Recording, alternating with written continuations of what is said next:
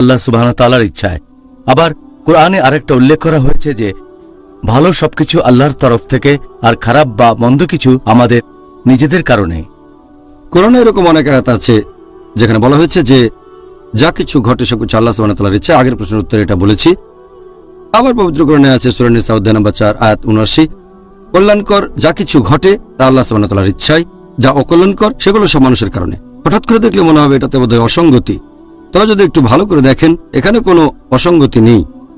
যেমন ধরেন ইলেকট্রিসিটি আসে হেড পাওয়ার স্টেশন থেকে, পাওয়ার আসছে হেড স্টেশন থেকে। এটা দিয়ে চালাতে পারেন বিভিন্ন জিনিস, বিভিন্ন রকমের যন্ত্রপাতি, বিভিন্ন মেশিনারি। কিন্তু আপনি যদি আঙ্গুল দেন কোনো একটা তারে তাহলে শক খাবেন। পাওয়ার আসছে হেড স্টেশন থেকে, হেড ইলেকট্রিক স্টেশন, কিন্তু যদি সেখানে আঙ্গুল দেন যে কাজটা আসলে আপনার মোটেও করা উচিত না তাহলে শক খাবেন। ভালোটা আসছে পাওয়ার স্টেশন থেকে, কিন্তু যদি পাওয়ার বিচ্ছিন্ন করা হয় সে হেডকোয়ার্টার থেকে তাহলে আপনি শক খাবেন না। শক খেলে বলতে পারবেন না যে হেড স্টেশন থেকে পাওয়ার আসছে এজন্য তারাই দায়ী। আপনি নিজেই তো সেই বিদ্যুতের তারে হাত দিয়েছিলেন, দোষটা আপনার। তবে পাওয়ার আসছে হেড ইলেকট্রিক স্টেশন থেকে। ভালো কিছু ঘটলে সেটা আল্লাহ সুবহানাহু ওয়া তাআলার কাছ থেকে, খারাপ কিছু আমাদের নিজেদের কারণে। আশা করি এই উদাহরণে আপনারা এটা বুঝতে পারবেন যে এই আয়াত দুটোতে কি বলা হয়েছে এটা অসঙ্গতি নয়, বরং এখানে পরিষ্কার করা হয়েছে। ধন্যবাদ সবাইকে ভিডিওটা দেখার জন্য।